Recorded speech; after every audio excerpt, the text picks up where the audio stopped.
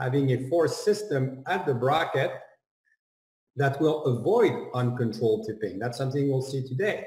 So using 0.016 night tie wire on a perio patient may not be the best idea because you will put a lot of uncontrolled tipping forces that tend to put a lot of pressure at this level right here, which is called the alveolar crest, and you may actually lose more bone. So that's something you need to really be careful about to make sure that there is no errors that is made in the mechanical system you will build for your patients. So that's just a little, and I have a whole course on orthodontics / periodontic lectures, but that's not the point today. The point is you have to always keep this in mind. And this used to be not a problem in 20, 30, 40 years ago because we only had kids in our practices. Now we have a lot of adults, and you have to understand that adults should not be treated the same as kids. They don't have the same biology. The bone doesn't remodel the same. And the force systems of your mechanics has to be adapted to your own patients. It's very important. Like a case like this one, little lady, she's 16-year-old. She's actually of Middle East origin. You can see that.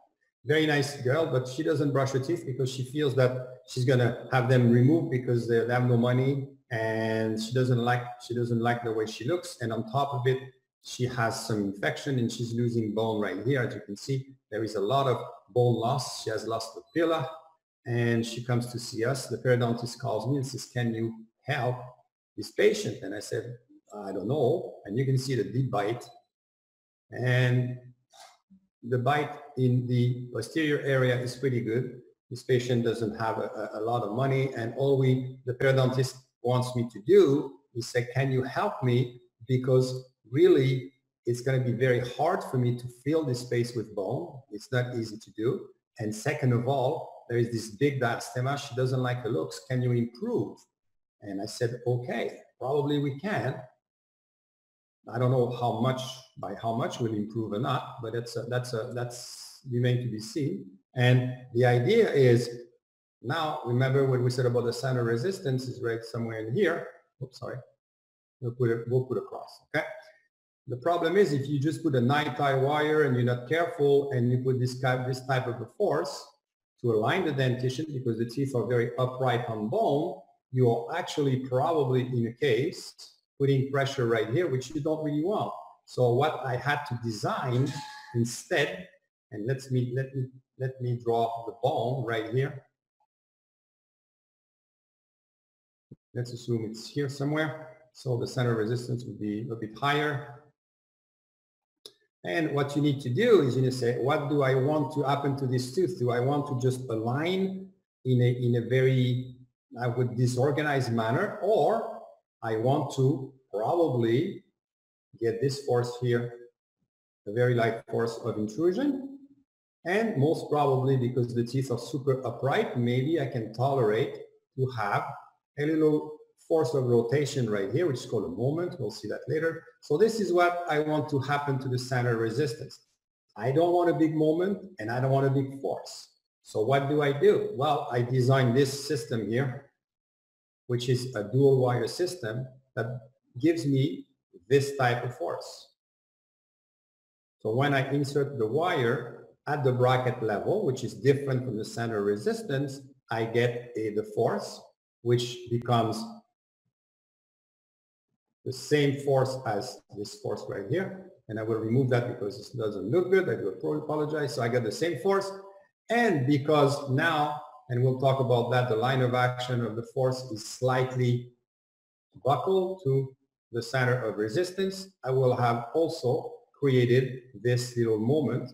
And in a very simple manner, it becomes a good system. But think about it. If I use the same concept and I make an error and I put the force this way,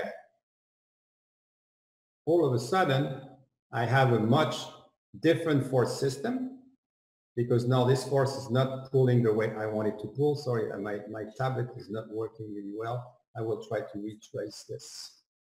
Hopefully. Okay, whatever. So it goes this way. So then you see the force is different and I'm making a much bigger movement. So this is not what I want. So it's called being able to get the force system you want at a center resistance. And in this case, all I have to do, very simple, is I have to put a very light force with this angulation. So I need my mechanics to give me this force system. And all I need to do is wait. And that's what we did. Very, very, very light forces for perio, by the way. And you can see the problem. And I don't know why I get this yellow line here. So what we want to do is this. Okay, would you please disable any participants from adding annotations? It's just from the options. View, options, yes. more. Let me find it. Okay, it's from the upper bar. Is that good? View options, more. Disable any participants from adding annotations. Yes, that's what I did. Okay, perfect. Wait a minute, I made an error. No, you can add, you can modify whatever you want, but no, there is no one else. Twice, so it didn't work. So then what happened is, let me check why I have this yellow line here. Okay, this if you try to erase it with the eraser. No, I can't because it's not here. It's oops.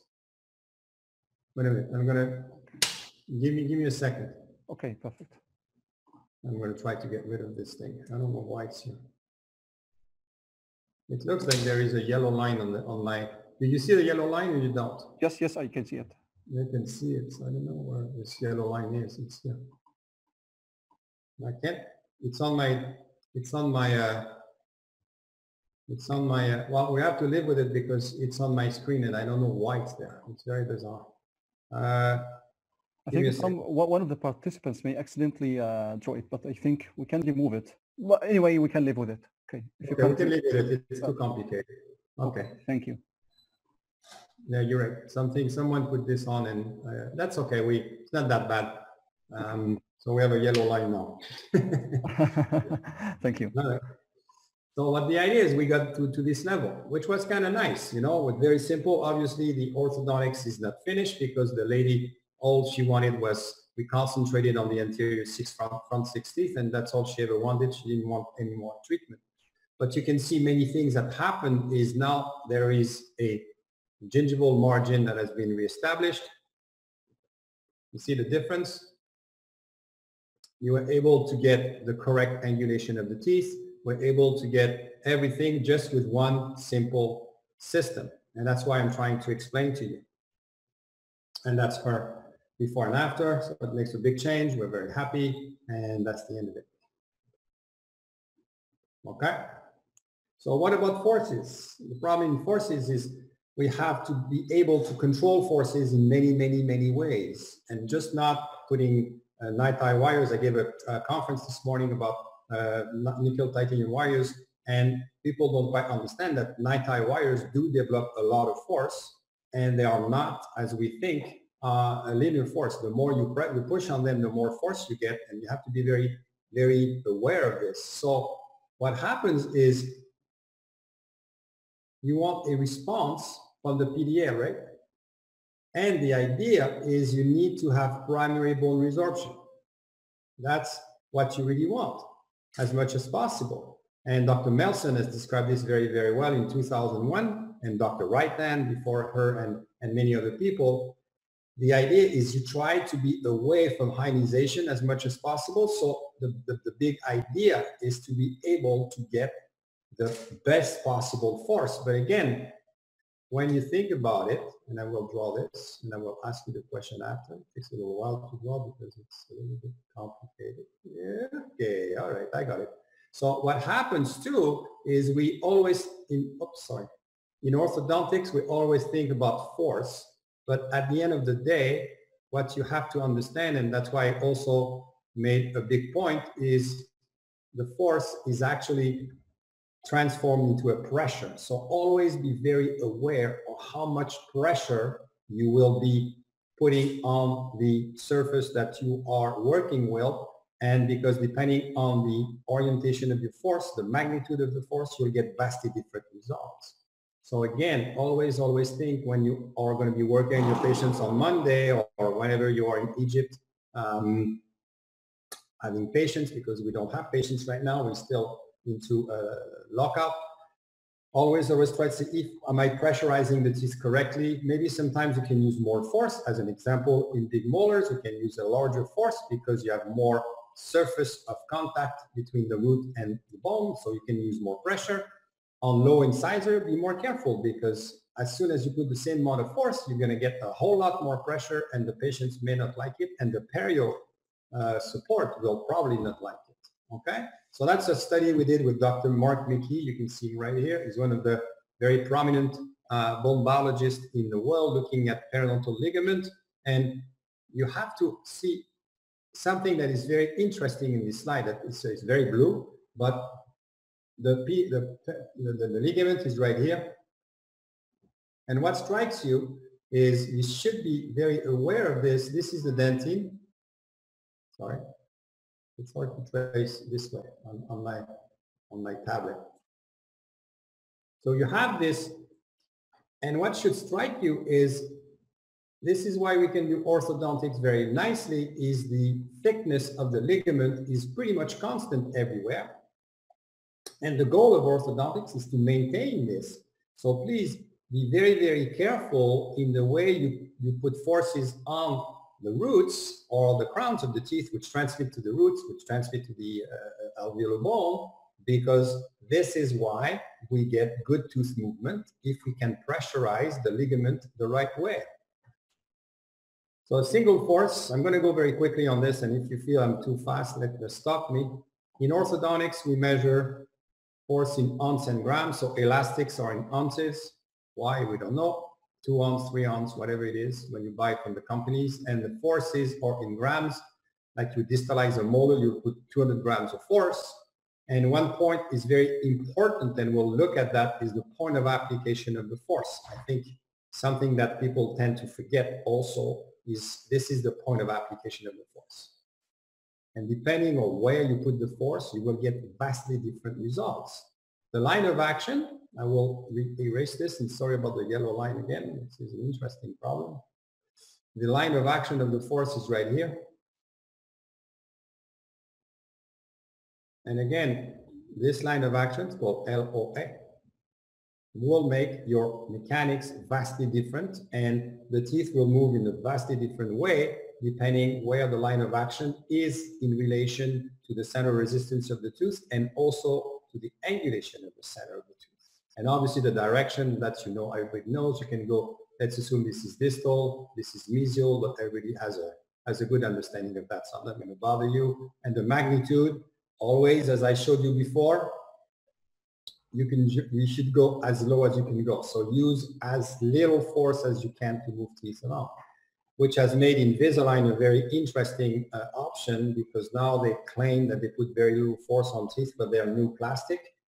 We don't really know if it's true or not, but I think we have learned with the Damon system, with all these other systems, that you can use very low forces and yet very significant tooth movement. So it's not necessary to put big forces on teeth. Like many patients will tell you, doctor, put much force, much force as you can, because this way my teeth are going to move faster, and actually they don't. The more force you put, the teeth tend to move actually slower, and you have necrosis of the ligament, and you have pain, and you basically do not get what you want.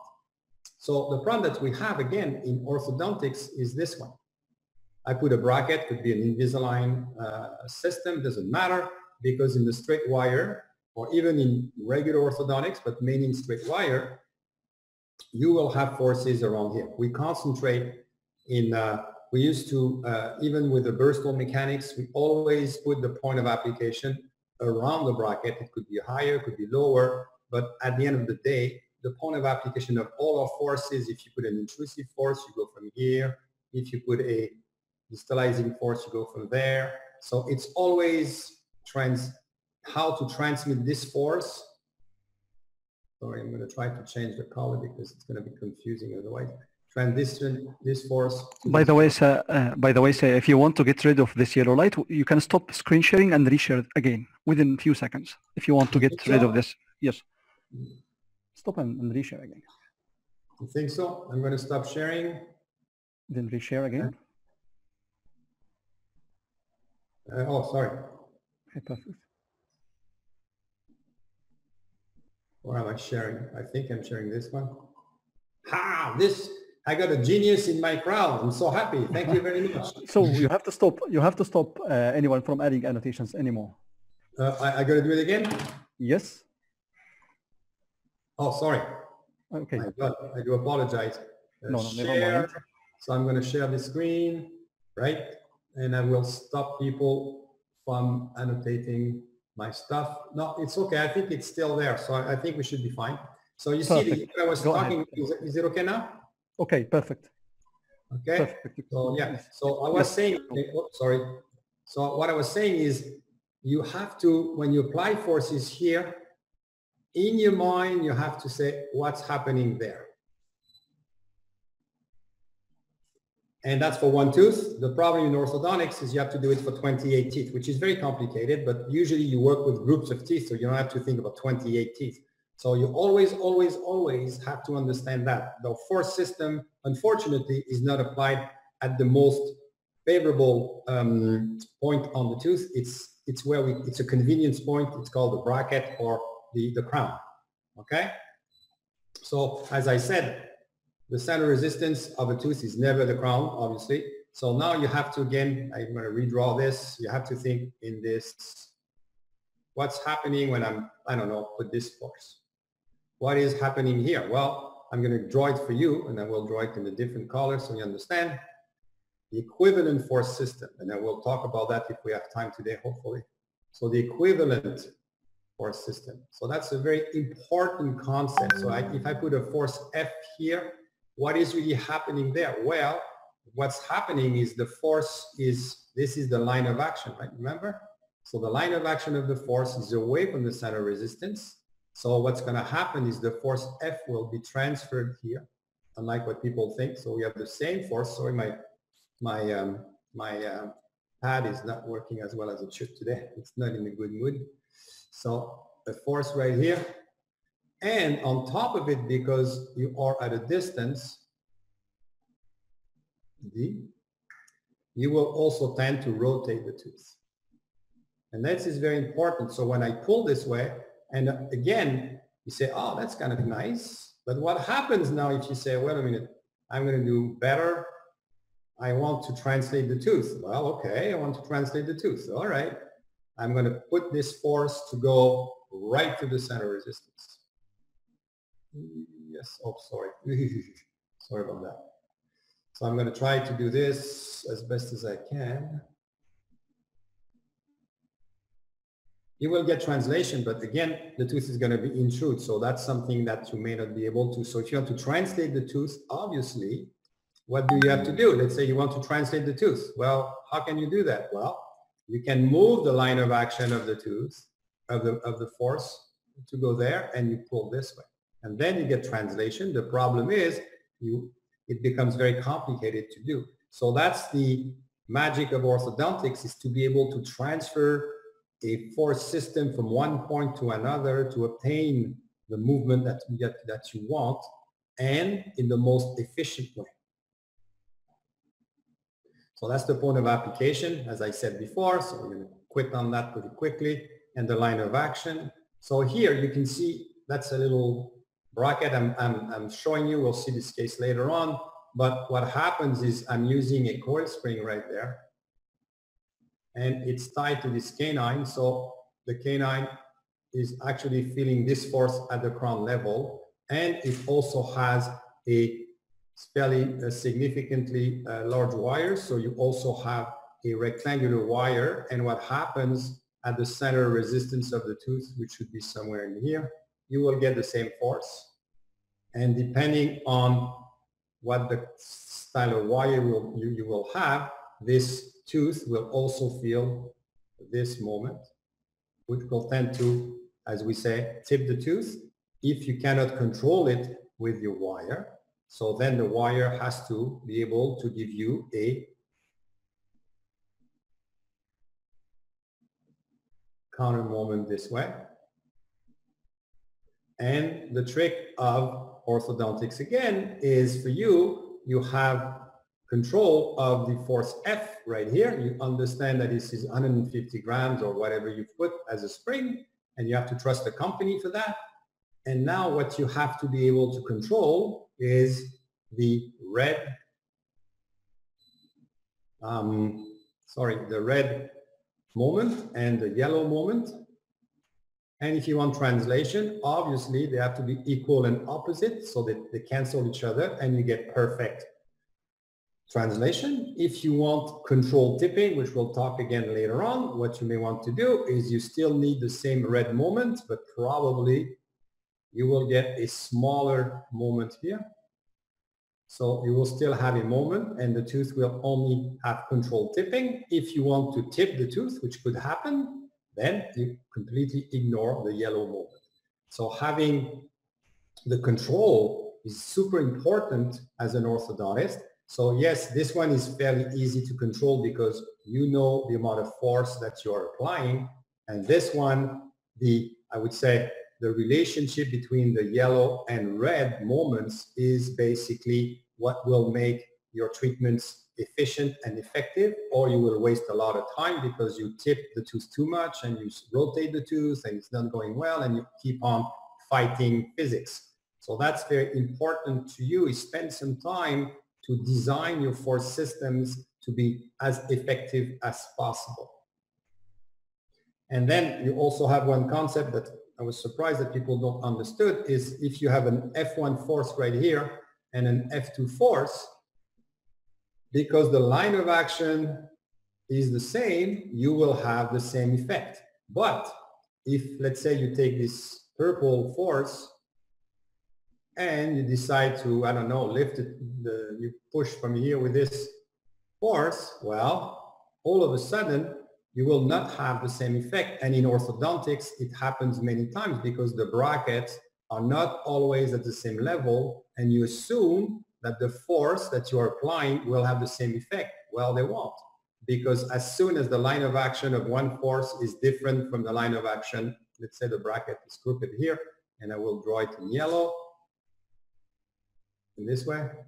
This line of action is different. You'll have different line of actions. You'll have different systems of forces competing for each other, and it doesn't mean you cannot do it.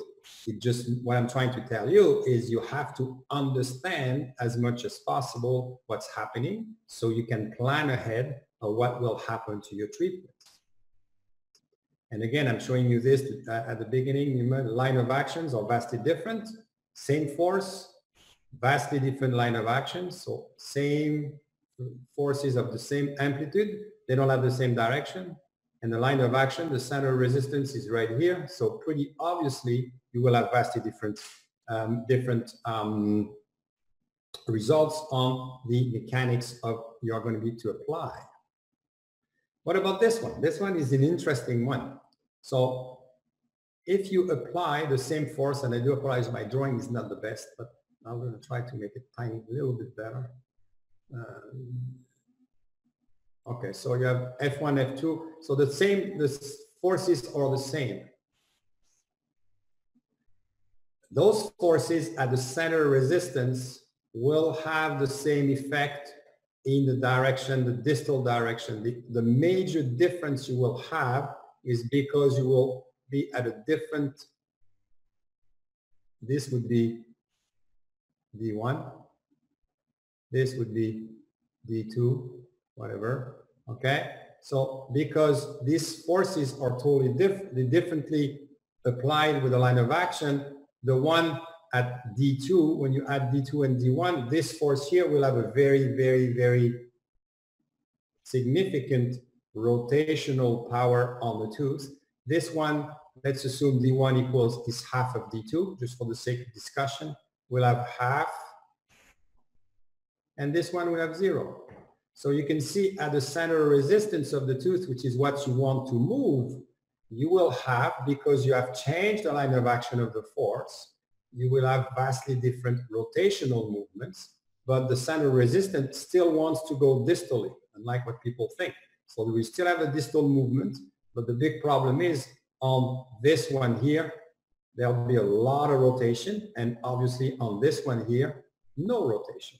So that's very important to control, and Dr. Burstone tried in the old days to use very complicated systems, and I've seen that at the angled meeting. Actually, one speaker was giving a very nice lecture, and he was using a very big extension like this, as high as he could make it, and he was tying a micro implant right here.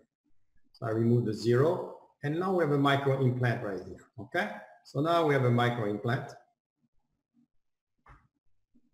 And the micro implant is pretty high because we are lucky enough to be able to put the micro implant to a very high level. And what happens is all of a sudden you put a force. I'm going to put the yellow force. It's going to be better. And what we have to, we put a yellow force right here. So you can see now that if you put the same force here, you will have a vastly different movement. And just by using what we call, Dr. Melson calls them power arms, you will get this force here is almost going to give you only a force, a very tiny amount of rotation. This one will give you a lot of rotation. So just by adding a very cheap piece of metal, you're going to get a much more favorable movement. Obviously, you're not always able to do that. And what happens is you end up saying, oh, wait a minute, I've seen Dr. Ratrové say that, but I'm smarter, so I'm going to do this. I'm going to put the line of action of the force right here. And I'm going to put the same force right here. And that should be the same thing. Well, not really, because now without the power arm, you still at a significant distance of the center resistance. You still will get a lot of rotation. And on top of this, because this force now is at an angle, you will tend to have an intrusive force and less of a distalization force. If this is what you want, this is fantastic. But I've seen a lot of people retract canines this way. And what happens with this kind of a mechanic and the micro implant, the apex is going this way and the crown is going this way, which is not really what you want. So be very careful when you are planning these systems that the green force here, and I will redraw the other yellow one. That's important. The yellow was about somewhere in here. So this yellow force here and this green force there are absolutely not having the same effect. It doesn't mean that it's bad. It's called planning. So make the plan that you want.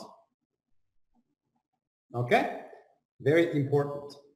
So we use the Cartesian coordinate for force. And again, this is something I want to show you. People in orthodontics always feel that translation is this way. I translate canines, I extract premolars, I do translation. Yes, but translation can happen anywhere. As long as the line of action of the force goes through the center resistance, regardless of its direction, you will get translation. So a case like this, you're going to take the tooth from point A and B to point A prime, B prime, with pure translation, but mainly intrusion. So again, depending on the force system you will be applying, you will get vastly different results. And you can do it with straight wire, you can do it with anything. This is something we'll learn later on, but I'm trying to tell you that you have to control the force system at all times. So you put a force on the bracket, and we're not going to talk about rotation right now. We're going to put a force right here. So this force is going on the red one. So we'll forget about that one right now. And you want to calculate, well, what is going to happen to this system is basically you will have Euclidean geometry and you say, okay, this is FR. What is happening to this force system? I got the X1 component, the X2, Y2 component, and what can I do? Well, I'm not going to bug you with this, but we use the Fx and Fy. Always this in your head. This is not something you will calculate when you work on patients, obviously. But always think of two things that are very important is amount of force you're going to put, 100 grams, whatever it's going to be, I don't know. But also keep in mind, very, very important, at which angulation you are placing the force system, because it has a significant impact on the reaction that you'll get from the tooth. So always, always say, well, I'm pulling this way, but I don't know, because maybe there is too much vertical force, too much horizontal force. So obviously you're not going to start calculating on a piece of paper, but always keep this in your mind, no? And we do this with geometries at the residency level to help people understand better the importance of the amplitude, the direction, but also this angle here is called the slope of the force. So you have to kind of keep this in mind that, oh, okay, if I put too much vertical force, that may or may not work. All right, I'll show you in a second what I mean. And then the biggest problem that we have, and I'm trying to understand this better and better, is you can oftentimes get your incisors into a 2D consideration to calculate the center resistance and the center rotations. It's hard to do, but it's feasible. The problem is the molars are big teeth and they always work in 3D. So every time you put a 3D force like this one, could be a distalizing force, could be anything, you will have a massive amount of XYZ coordinates. Well, I'm going to put a red, a bit easier. Okay, so you put a bracket here, whatever it is, and you're pulling on the tooth. What's happening is you have an effect on X, which is the AP. You will have an effect on Y and an effect on Z. And you may notice that in many of your patients, you put a lot of force and you say, I want to retract the canines, or I want to retract whatever, and you use, I don't know, some form of a core spring or power chain, doesn't even matter. So we'll change this for a simple force. And what happens, this force is the same as on the other side. So now you have a distalization force on the canine, a mesialization force on the inside, on the molar, and maybe you just want to close the space. The problem that many times you will have, and we tend to forget that, is that the center resistance, you will tend again to have a good mesial force, which is, you may want that, that's very good. Problem is you have this moment. But the worst one at the molar area is the moment that you don't see is this, oops, sorry, is, I don't know why it's doing this. And the moment that you don't see is the lingual buccal. So what you do sometimes is, by the time you finish retracting the canines, you look at the molars and the occlusion is not good anymore. The lingual cusp is too low and you have all sorts of issues. So be very careful with this, and we have to be able to control this at all times. So that's one case I studied about a couple of years ago. A patient came to see me, she had brackets already, and I'm not passing any judgment on any types of brackets or any types of anything. Okay, it's not really, that's not the case today. But the patient you can see here has a fairly good amount of alignment. So the alignment isn't bad at all, it's okay. If you look carefully, you may say, well, I see a lot of lingual aspect of this teeth. It may not be so good, but you never know. You look at the lower, you can see that this tooth and this tooth is not really on the same level, but all in all, it's not, bracketing is okay. There's nothing really, horrendous to say, well, what's happening? And the problem is now the patient says, well, this is what happened. So this was a straight wire system used maybe not in the best, I would say, indication. And what has happened is now the teeth are out of bone right here. So you have a dehiscence right here. The canines have been, buccally displaced. So that's not good either. You can see now the lingual cusp of the premolars have been kind of over erupted because there was this famous, as I told you, this famous moment that has been created in 3D. What else can I say? And then what happens is, okay, there is a bit of a cluster, but that's not the problem. What happens is you have now those cusps are touching, And the big error from people is they say, oh, that's not a problem. All I need to do is put some form of elastic, and then you calculate the system. So let's see what happens. The system is really, you see there's very little overbite. So what happens is now I'm going to try to draw I don't know. Let's try to draw this thing correctly. Not really correct, but that's the molar, that's the buccal, that's the lingual. And what has happened is you put the bracket here and you had this unfavorable moment. And what has resulted in, you may have seen that. And sometimes you have the same on this way. You can see that there is a bowing of the arch. So I'm just going to use the labiolingual aspect. So now you have this. So the problem is you have to say, okay, what has happened is before probably the teeth were in good contact because nature doesn't give you this occlusion. So what I've created as a small error is I've done this. I've done an extrusive moment and I've gone rotation. So this is what I've done. All right, so that's my error. I need to fix it. So what I need to do,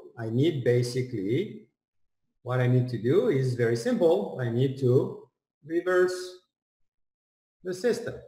So if I use a vertical elastic, am I reversing the system? No, I am only trying to getting this one. I'm going to get, if I do this at this level, I'm going to get this moment. So you see the green and the yellow moment are pretty good. So maybe I could argue that, you know, that's not so bad. But the problem is I'm actually making the extrusion worse. So this is not good mechanics. So you have to stop and probably instead say, okay, whoops, I'm going to redraw the tooth.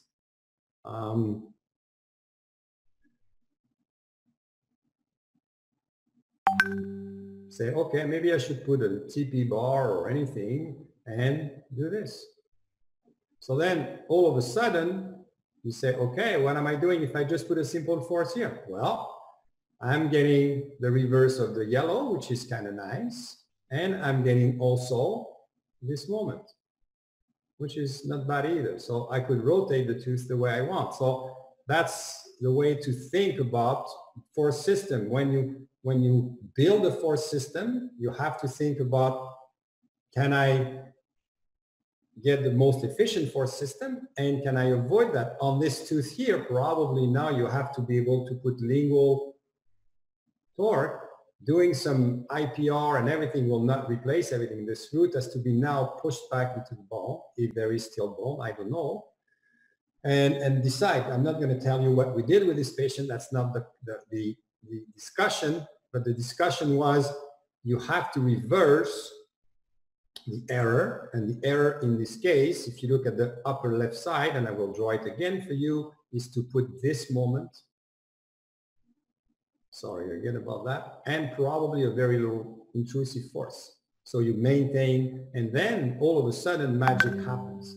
So I've done a lot of these cases where people will say, I've been wearing elastics forever and ever and ever, and nothing is happening. You know what? Because your force system is not adequate. You are not addressing the problem. All right. So many times we use class 2 elastics, which is not a bad system, by the way, which would be F2. I put the F2 here. Normally it should be there, but it makes the calculations more complicated. For today, we'll assume that we put F2 at the bracket, and it's going to simplify your calculations. And you say, I want to intrude this tooth and I want to get the best possible. What's happening if I put a vertical force? So you would have maybe some curve speed. So you have to insert the wire this way, so you will get this force, and you also put a class 2 mechanic, and you may want to put a little force, like a little power chain with very light force. So that would be basically F1 and F2. And you say, what's really happening with this case? So again, depending on the F1 and F2, you'll have vastly different effects. I'm not going to bug you, but this is the idea. You have to always think, okay, I've done F1X, which is the x part of F1, I do F2x, which is the x part of F2, and they're both additive, so I'm going to get a very significant distalization, much more than I thought actually. And this is something, oh, that may be nice, but again, remember, this is here, okay? And on the other hand, I have F1y and F2y that are actually negative, so I'm going to get a small intrusive force. So basically, even by using class 2 mechanics, because of my curvus P or because you put a bend in the wire, I don't know, you're going to get actually some form of intrusion. So every month when the patient comes to your office, you can vary F1 or F2 to get the result that you are looking for. So I'm not going to bug you with this, but again, the main idea is the angle of the two angles, right? One is alpha here, one is beta or theta right here. And depending on the way you pull, so if you want to pull from the second molar, you're going to pull from here. If you want to pull from the premolar, you're going to pull from there. And again, you can see immediately that the angle alpha will be different and you will get a vastly different result. So you addition the forces of what I just told you, and you should get into a very good system as soon as you can control the amount of forces that you are applying, and you control the angles also. And you can calculate the magnitude. The main idea is you use this theorem, you know, Pythagoras, but the whole idea is now you have created this rectangle, and the purple one is what will really happen. So now you have FR. So now you know that you have a significantly distalizing force, which is kind of nice at the bracket area. And you also have some angulation that will tend to intrude the tooth. But again, you are at a distance, so I'll put it in purple. You are at a distance from the center of rotation, center of resistance, I do apologize. And what will happen is you will tend to rotate the tooth. So again, you have to understand this force system, say, okay, I get a great force. I think I like the direction. I like the angle, which would call, I don't know, beta.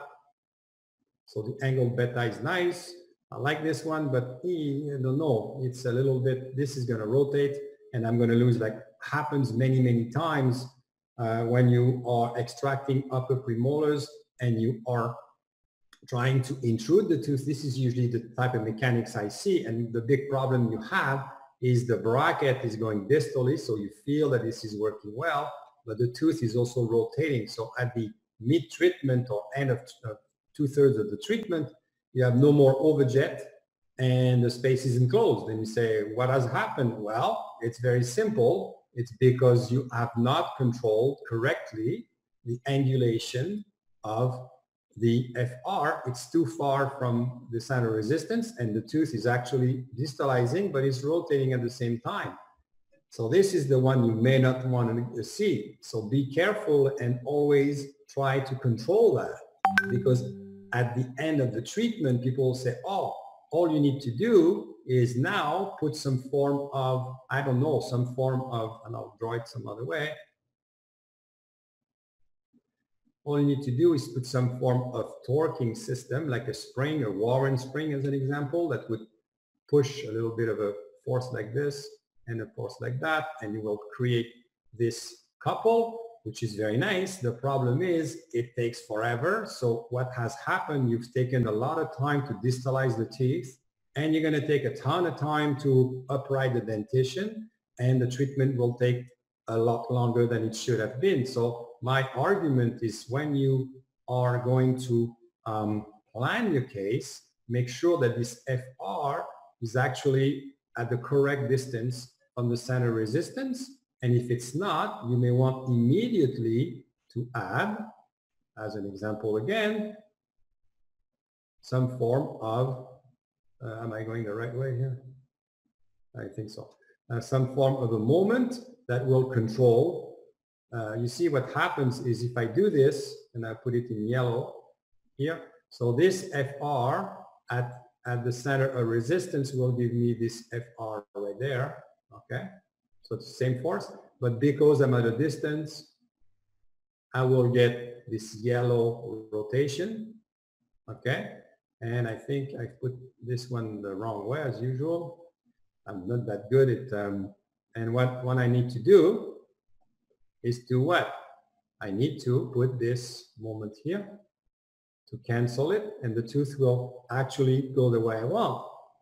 So this moment here goes there. So if you are able to make this mechanical system where you are going to be controlling immediately, saying, well, a minute, the best thing for me is to start, don't retract on one wire as an example, make sure that you're putting this rotational moment immediately, you will have control. And the trick every month is to control the proportion between the FR, which is in purple, that you are getting, your two forces, and this one. And it's called the moment to force ratio, which we'll see a bit later on in the lecture if I can find, if I have the time. So that's the idea. Always, always, always think of force systems and always think of where the tooth is going and mainly what's happening at the center of resistance. So we calculate this, as I said, we have FR, we are very happy about it. We now do not have an idea of the angle. So we can calculate the angle, as I said. So for people who like to have the calculation, so that's Pythagoras triangle. And if you want to know how to calculate beta, you will do this side, which is y, over this side is x. So y over x equal tangent. And it will give you a number, I don't know, 0.20, 0.3, whatever it is. And by looking in the calculator, you inverse the tangent. And it will give you the number of degrees, 18 degrees, whatever it's got to be, I don't know. So the main idea is to find out how many degrees you have. So you have the intrusive force that you want, and you have the distalizing force that you want. And every month, if you have too much intrusion, you can reduce y. And if you have too much distalization, you can reduce x. And that's the way you do it in your head. But the mathematical calculation is actually this one. But again, you obviously will not do this in your practice, but it's a good basics to understand that you need the resultant force, 1. 2, you need the angulation. And 3, you need to know what kind of and how much moment you have to put in the system to make the tooth do what you want to do from day one. The big problem I'm seeing a lot of times is we understand FR, we don't spend too much time on tool, so we just put class 2 elastics, whatever it's got to be, and then we say, oh, the tooth is not doing what I need to do. Let's see if I can put some torque in there, but by that time you've wasted 3 or 4 months or 5 months of treatment. So it doesn't mean you will not get there by just, I would say, improvising the mechanics, but you will spend more time. And that's, if you wear braces, it's not nice. The patients always want to get out of braces as quickly as possible. So by controlling 1, 2, and 3, you will get probably as good a result for sure, but you will get it faster. All right, so that's an example here very quickly.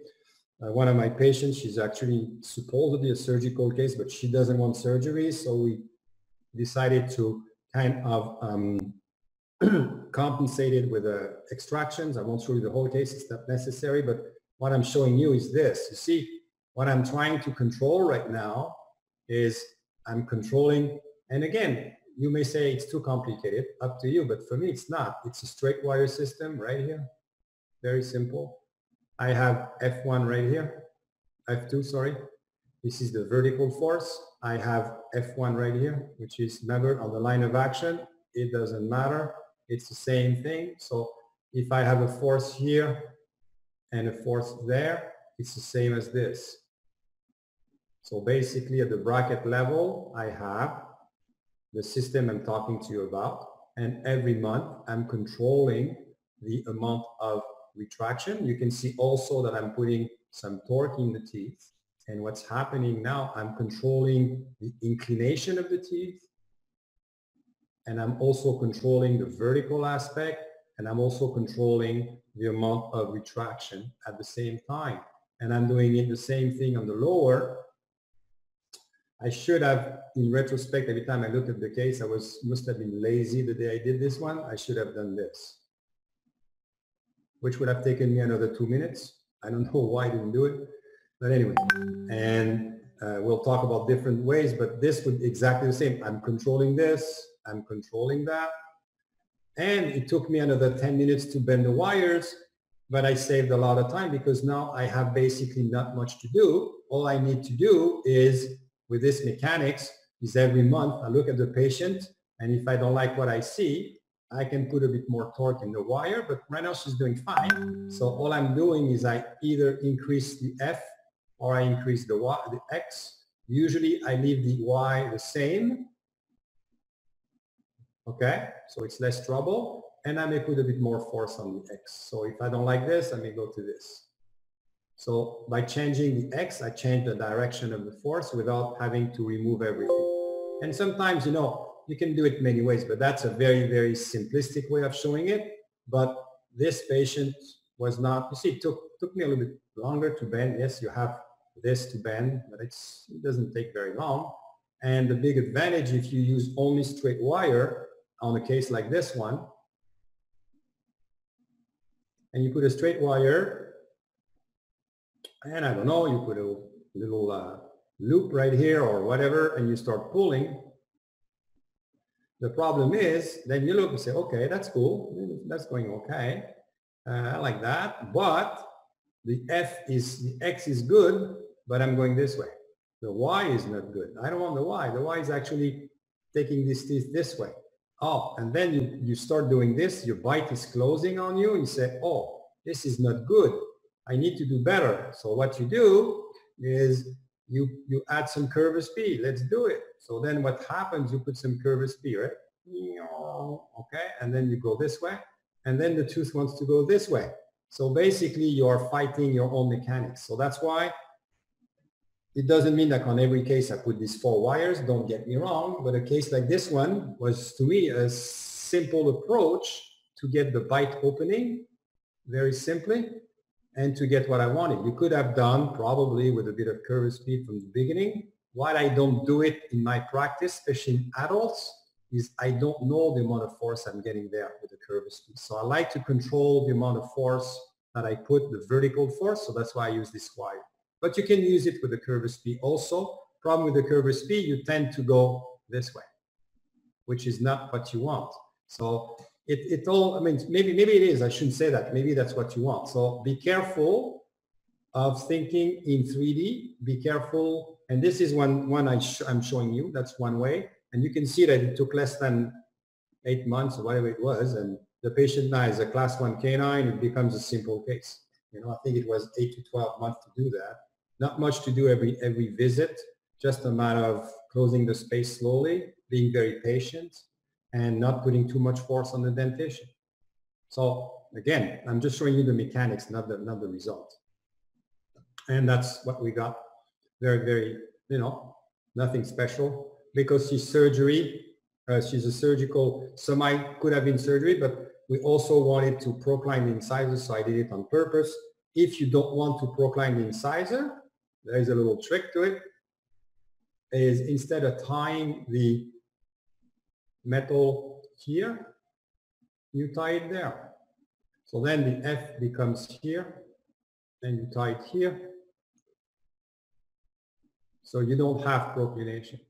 But because in this case I didn't mind much proclination, I wanted a bit of proclination, then I tied. So the way you tie is also a very significant effect on where you're going. But that's another discussion. Okay, so that was pretty easy, no problem. All right, so let's look at the, sorry, I'll just do the conclusion of the first part. And I showed you a method to calculate the amplitude, which is very important, as low as you can go. I'm going to put the yellow here because purple doesn't show much.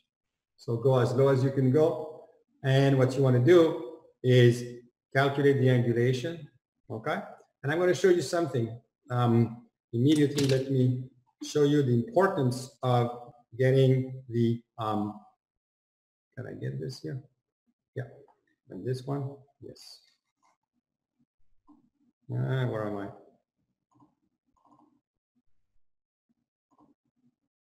Where is it? Oh, here. Okay, so here I'm showing you a very simple system that I just calculated. And what is very important is for you to, let's say this is a class 2. Maybe I can get yellow. Let me change the color. Yeah, okay. I got a class 2, division 2. This one I get a, I don't know, just a normal angulation, and this one would be a proclination or habit. And if you look carefully, which is interesting, I just calculated for you guys, is if you put the same force, see the F2 and F1 is the same. If you put the same force, you get the same resultant, right? So FR is the same. So you cannot say, Dr. Retrouvé told me to do that, and I'm going to do this every time. Look at the difference now of what's going to happen here. You're going to get a lot of, again, this is very far from the center of resistance. So you're going to get a lot, this one is pulling this way. That's not good because you're getting a lot of rotation that you don't really want. Sorry. And you're very far away from the center of resistance. This one is actually not so bad because you're going to get intrusion and some rotation. Not so bad, but look at this one. It's even more interesting. Is actually, if you take the same system to 3 different simulations, this one is actually almost going to go straight up. And the one that you want to rotate the most is actually the one you're going to rotate the least. So this system here will probably work well for situation 2. It will not work for situation, I'm going to go yellow again because this one's not good.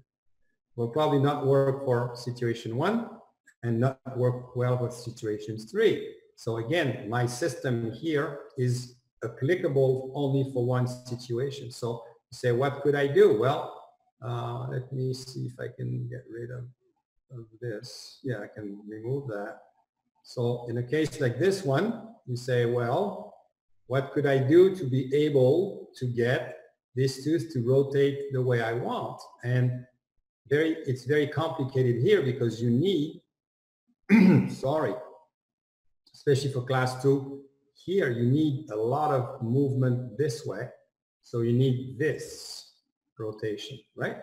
So can I get this rotation this way? It's feasible, but it's not very simple. You would have to put a lot of torque into the bracket, okay? And probably avoid a lot of force here. So reduce this force there. F1 should be reduced. Okay, a lot. So then you're going to get a lot more. If I put it in purple, you will get a lot more intrusive force like this one. Okay, and the torque will tend to give you this, and this one will give you that. And as soon as you can rotate, you can go more towards this system. So you can see that maybe for like 3 months, you may want to use this system here, which is situation 1. And then you start going to situation 2. So that's what you can do with all these very, I would say, complicated calculations. So that's the idea. And the concept is very simple, but you need to understand it very well in order for you to be able to use it to your advantage. So what's the type of system? So there are some simple forces applied to the crown of the tooth. You know that. We just saw it. Line of force, the force, I'm not going to bug you too much, and the distance. So that's always the same concept. And if you want to look at, I'm going to go there for a second, you have to calculate the force system, the center resistance. So the best way to do it is to add 2 forces equal and opposite. Sorry, I need to, yeah. So you add, this force is added, this force is added, this force is the one you've put on, you've put maybe a power chain or something, and this is in your head. And what happens is now you have 3 forces instead of 1. And you see that here you have a system where this is a couple, where this one is actually rotating the tooth, and you have this force. So now what you have is what you were rotating. So that's the force system of the center resistance, and it looks like this. So why is it important? It's because I will show you with this my new little, if I can bring this up, maybe I can, hopefully I can. Yes, I can. Yes, it's going to come. Okay. So I've been looking at this case like as an example, and you say, all right, what do I want? I would like this tooth to come to here with the most effective kind of movement. So if I use now just a simple force, and I cannot draw on this one, so you have to follow my mouse, and I will use a round wire as an example, and I will pull here with a force. I will tend to have the center rotation of the tooth will migrate apically, as we've learned. And what happens is this tooth is actually going to go back. That's kind of nice. I like that. So now it's retracting. But the problem I'm having is there is a lot of bite closing, which I don't really like. But at least the tooth is going where it's supposed to be. That would work really well if you had, let's say, if you had, sorry, okay, I'm going to leave it there. If you had a habit and the teeth were lower and you just want pure tipping, so that's perfect. You get what you want. The only thing is the apex moves in one direction, the other one doesn't.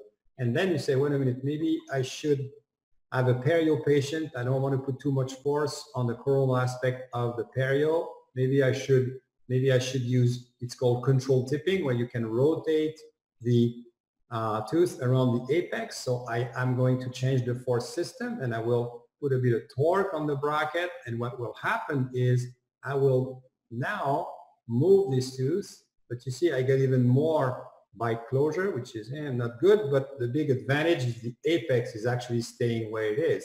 So this is a very valid option as an example when you have a high canine, which is labially positioned, and you want to drop it, and you want to distalize the crown at the same time, and you do not want the apex to come forward. So you apply what we call controlled tipping, where you transfer the center or rotation of the movement right at the apex. So that's a force system. I will explain to you in a moment how to do that. And you say, okay, but what happens if I just rotate the tooth around the center resistance? Okay, let's have a look. And again, I assume that the bone level is good. So I do this and I say, okay, this is nice, but now, now I'm not closing the bite so much, but the problem is the apex is going way too buccal, and the tooth is very upright. That's what happens when you don't control a rotational moment, when you retract teeth and you let too much rotation happen. And what is happening is now you're stuck because the tooth is upright and there is still a lot of space to go. So that's not good. So you could also say, wait a minute, maybe I could just translate the tooth, which is okay, but it's not really rotating it the way I want. So I say, all right, so that's not good either. So what can I do? Maybe I can put the center rotation somewhere differently, and maybe I can get a better setup, and all of a sudden that's not good either. So let me try a better one. I go higher. Let me see what's going on. Yeah, that's getting better. You see, already I'm getting better. The tooth is a bit too upright. So what I'm saying is, by changing the force system that you put at the bracket, you will get a lot of different results. And obviously you cannot calculate the center rotation all the time, but that's something you need to understand very well. And the idea is to get the either you remember I showed you the Y and the X and the torque at the same time. So it becomes the movement you really want. So what you try to do, this one is not perfect. I could try to make it better, but the concept is basically the same, is to try to get as much, maybe lower. Let's see if I go there, what happens. That's okay. It's too straight, but that's fine. And then what you can do is also try to do this and just, that's it. All right. So the idea is to try to get the movement done in one direction at the same amplitude and with the same good direction. So that's one way to do it. So later on, we can look at this a bit more. So the force system is right here. That would be uncontrolled tipping, obviously, because you only have a simple force that is applied at the center of the bracket. I can't move it. Let me see if I can do that. Maybe I can do it this way. Okay. So now something that is also a problem is when you want to put a moment of force. So the question, and I can't run this because we have too many people on the webinar, but try to keep this in your head. So I'm going to put this force right here. So this is a beam.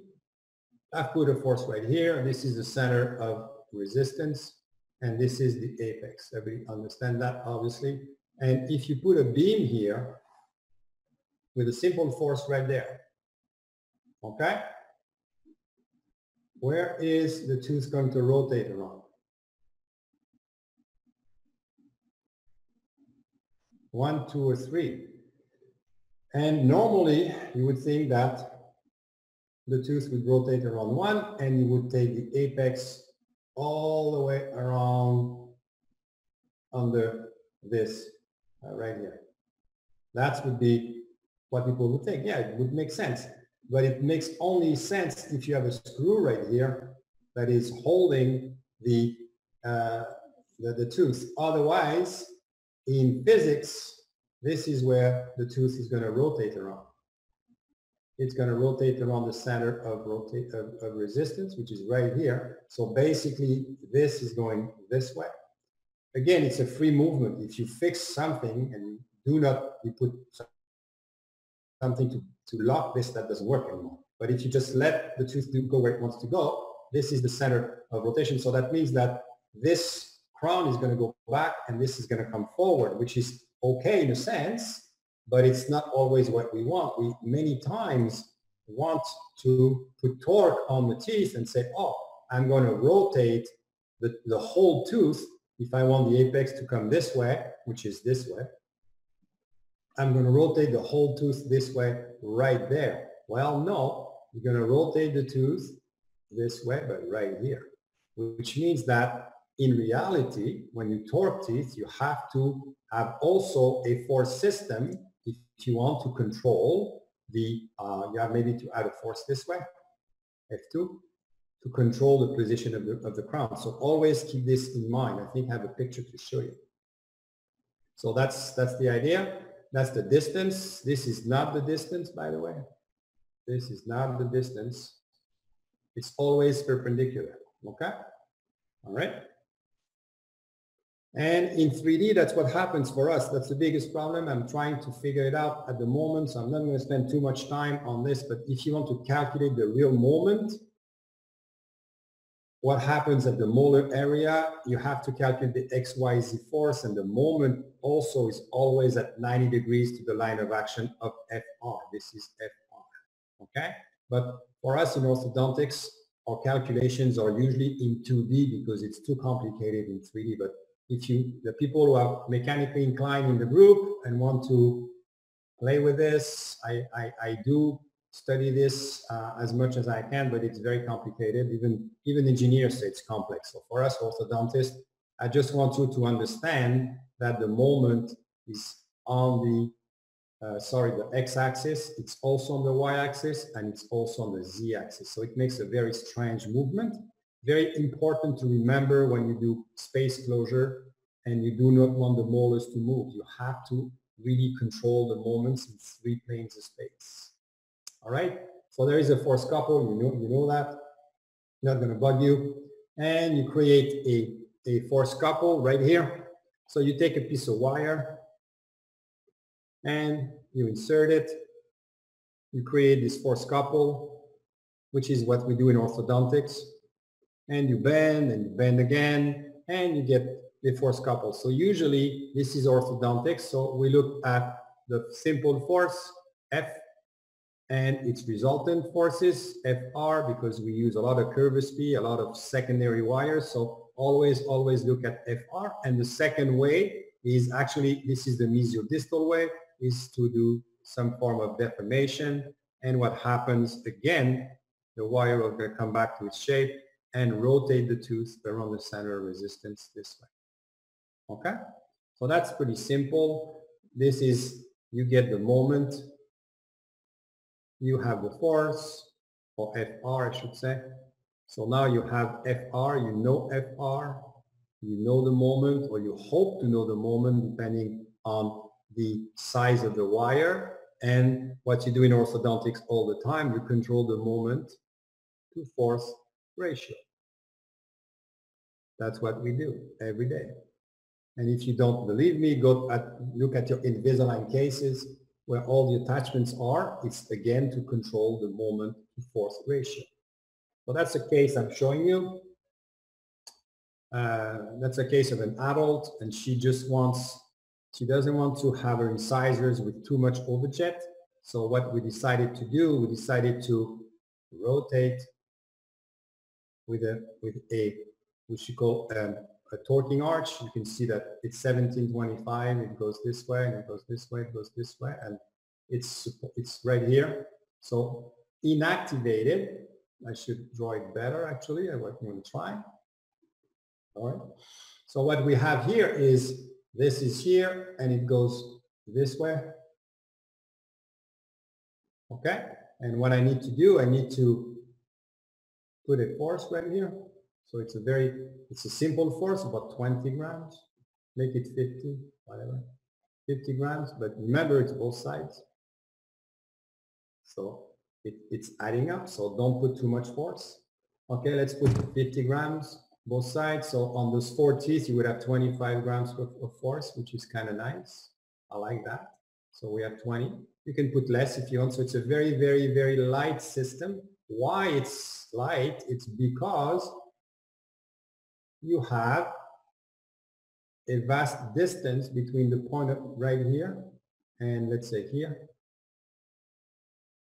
There is the distance, and the moment equals the force times the distance.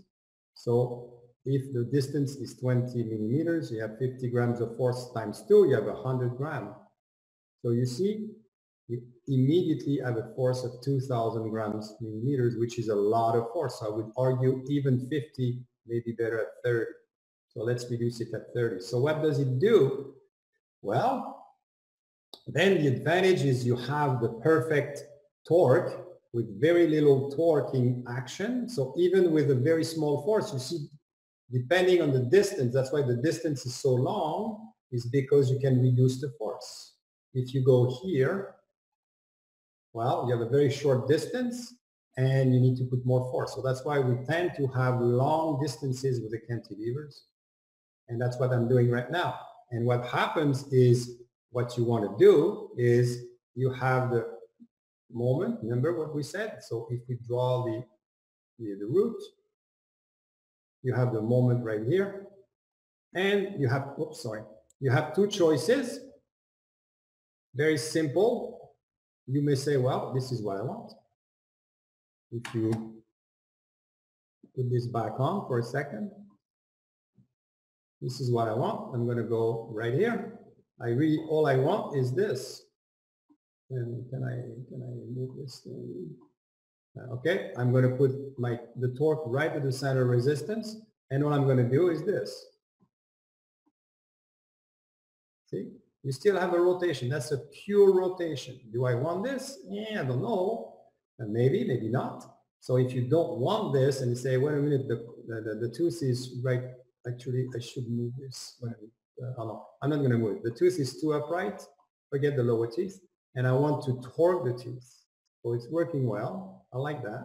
You see, the advantage of putting this rotation is you're not closing the bite, because if you are just tipping, that's not good. So you are torquing the tooth and opening the bite at the same time. You like that. The problem is you are opening some overjet, which in the case, this is what we want. So in the case that I'm showing you, this is what I wanted. I wanted the teeth to actually go up and forward. So that's why I use this. And in like no time, maybe, oh, I need to go back to this, sorry. And in no time, you see, in like one visit, I was able to go to a straight wire system, and the prosthodontist decided that's what he wanted. I could have done, and then you can do what you want, but that's what he wanted. So then the idea was to slowly now bring the lower teeth were actually more tipping. So what I did, I just put a regular wire and I let the lower teeth tip. I didn't have to put the intrusion arch, the torquing arch here. I didn't need it, because on the lower arch, we could afford to have tipping, which is actually controlled tipping, and it worked really well. So that was a very simple case, and we left the spaces, and she got some facings or stuff that she was happy with it. Okay, so how long do you want me to go? Am I pretty much finished, Khaled or Dr. Should I finish here, or should I keep on going a little bit more?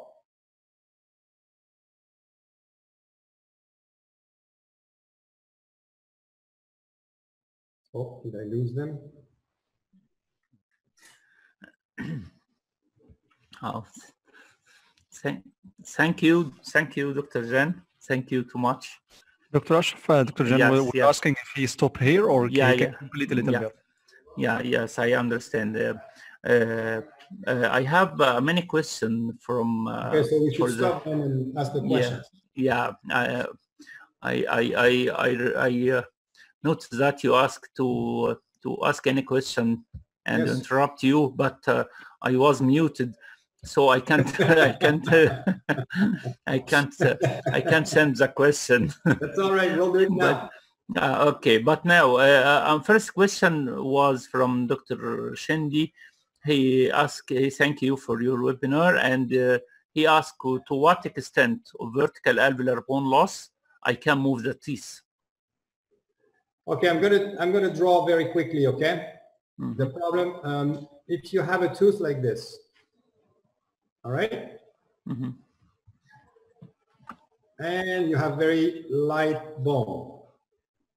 The problem that you have, if you put a bracket, or even I use mainly Invisalign for one reason, is I can ask Invisalign to put the force right in the center of the tooth, which is an advantage, okay?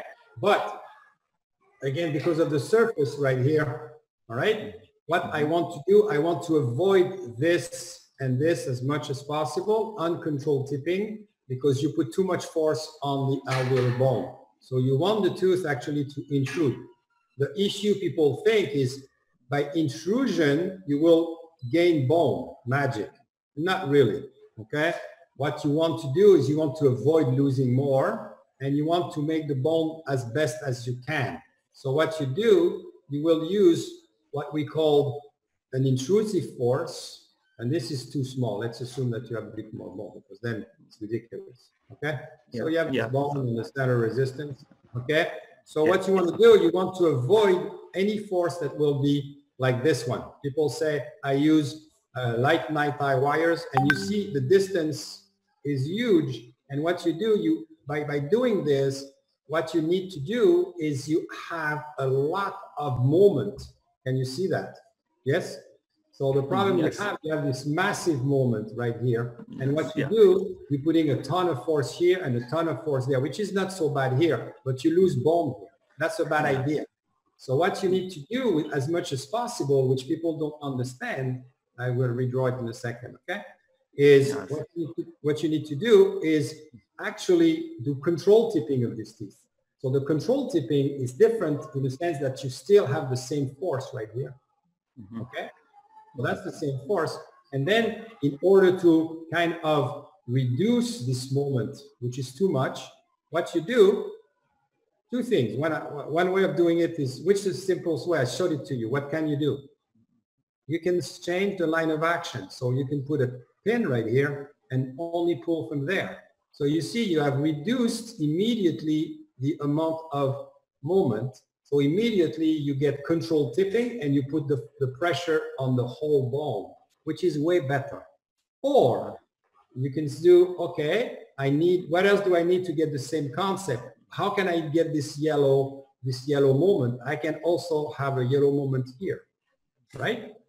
And what you do, you put a rectangular wire to have this moment, okay? Which is not full.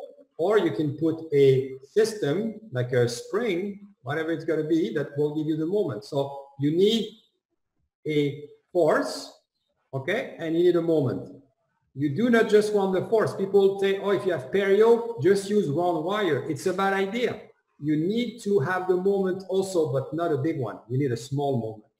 So I don't know if this is a whole lecture, but I could answer that. The main thing, if you have perio patients, is use Invisalign.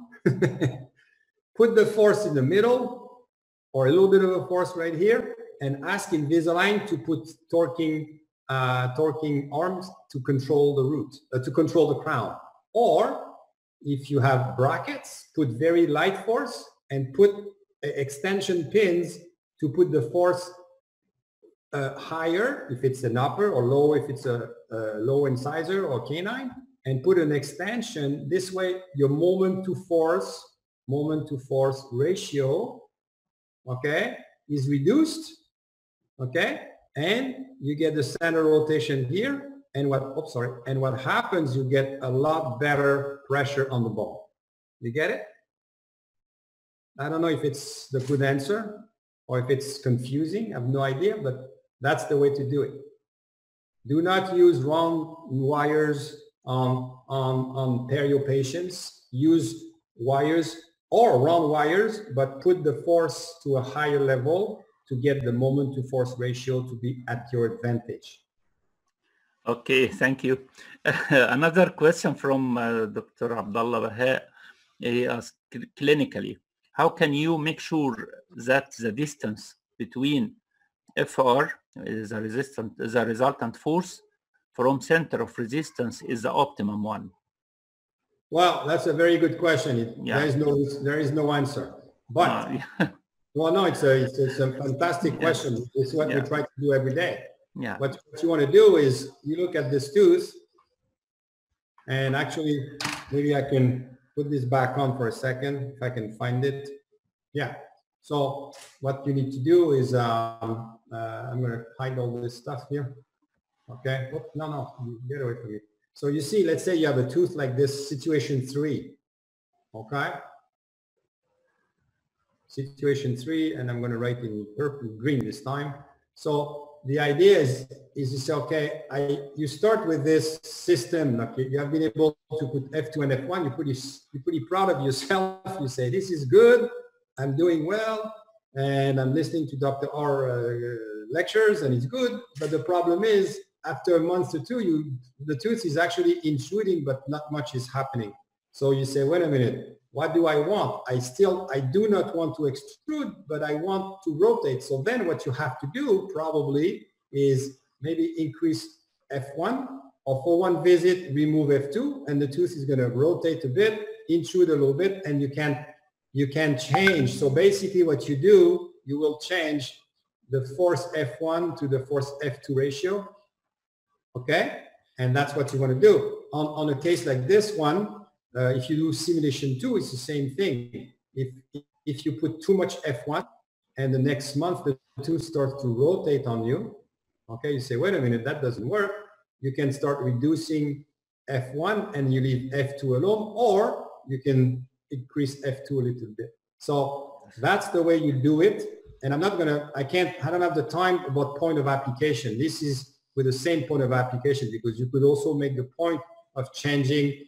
As an example, I'm going to show you a trick. Just give me 2 minutes, okay? I know I talk too much, but that's my problem. Yeah. But that's okay. Yeah. No? Okay. Thank you.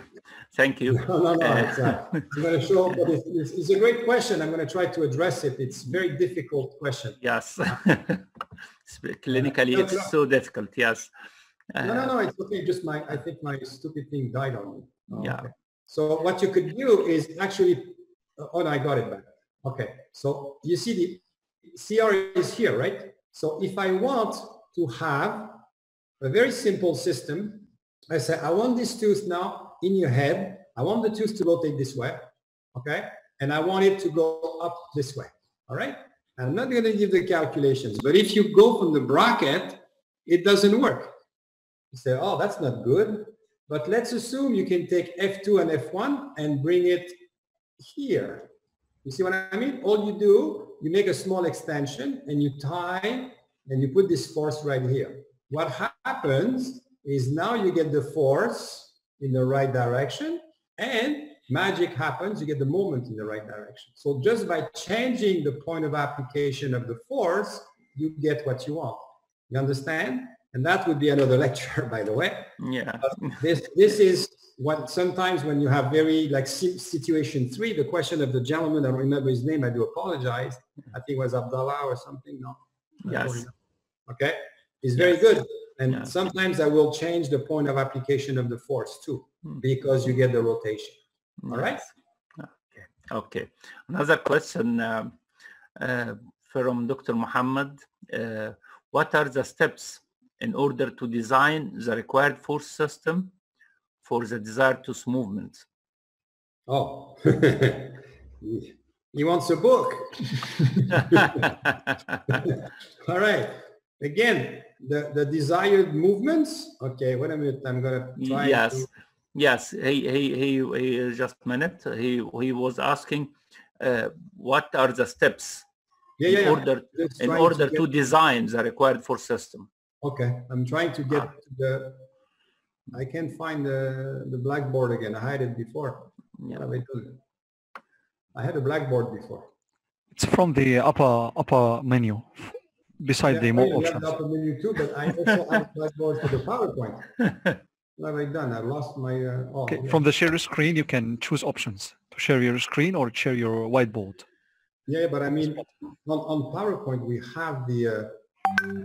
Okay. Just different, separate. Okay, not from this one. Just from the share screen. I got it. I was pressing on the wrong button. So let's do the black screen. I like black. So what Mohammed, right? So Mohammed, look,